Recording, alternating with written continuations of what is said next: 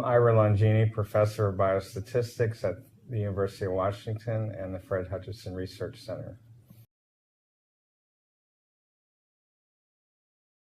Since last May, we've learned quite a bit about the spread of this virus. At that time, in early May, we only knew we had a potential pandemic spread. It was causing large outbreaks in Mexico, but hadn't really spread throughout the rest of the planet.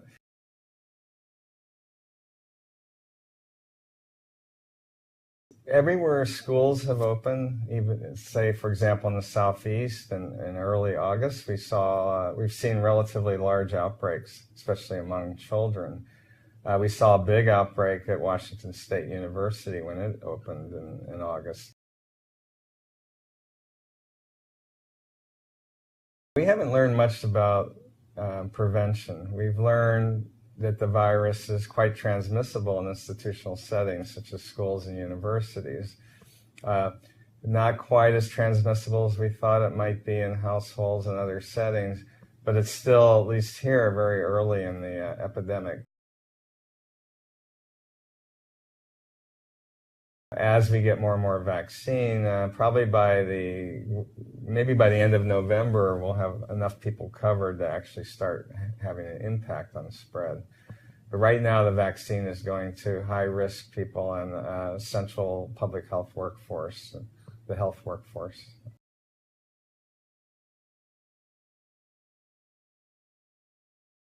The most important thing is to try to understand where the epidemic is going.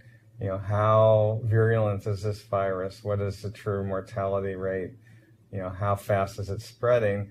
And most importantly, you know, how we should distribute vaccine and what effect vaccine is having.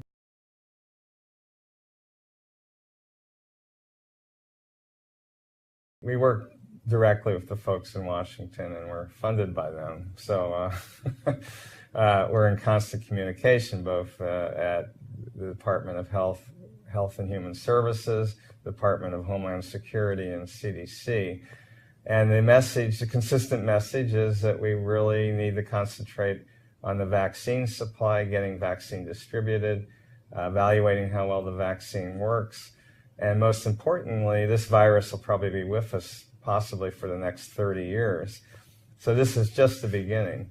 And if we're going to really get serious about controlling pandemic influenza as well as seasonal influenza, we really need to focus on how we deploy vaccine and how effective it is.